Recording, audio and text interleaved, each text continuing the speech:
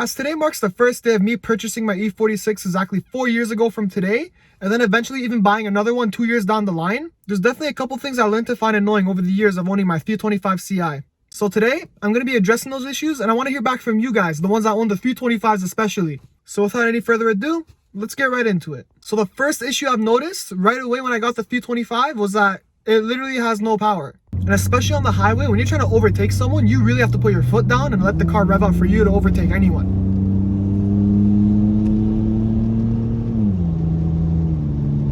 And I know exactly what you guys are thinking. It's because of that massive spoiler in the back. But honestly, even before I had the spoiler on, the car still felt really slow.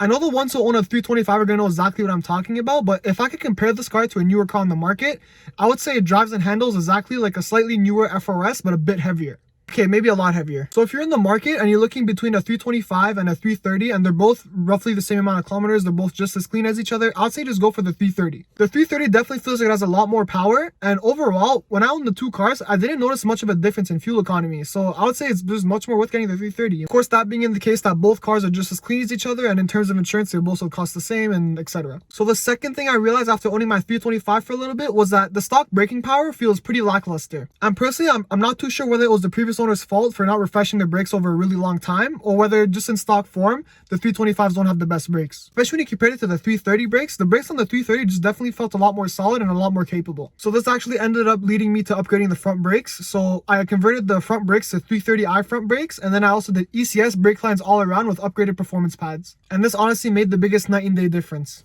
Now when I brake, the car definitely has a lot more bite. It feels a lot more consistent, and the grabbing point's more at the top of the brake pedal, which gives me a little bit of a faster reaction time.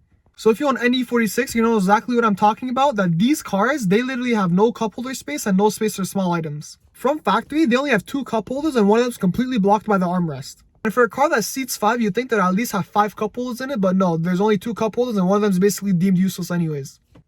And even for the door carts, there's not enough space to fit any water bottle or any sort of container at all. And it's just weird because from factory, you'd think to put a bit more thought into stuff like that. And the last thing I noticed that annoyed me over the years of owning this 325 is that in the summer, you actually notice the car heat soaking quite a bit. From what I noticed, every time the weather got really warm, the car would just act really sluggish. It would have no torque down low, and then the fuel economy would also drop quite a bit. And I do know from factory, these cars tend to run pretty hot. And on top of that, the whole cooling system is made out of plastic on this car, and it is one of the major weak points of the engine. So that's why it's not too much of a surprise to me that the car starts to heat soak when the weather warms up. So I'm actually curious. Let me know in the comment section down below if you guys also experience some heat soaking issues with your E46s in the summer. But other than that, that's going to be my top list of the things I hate about my E46.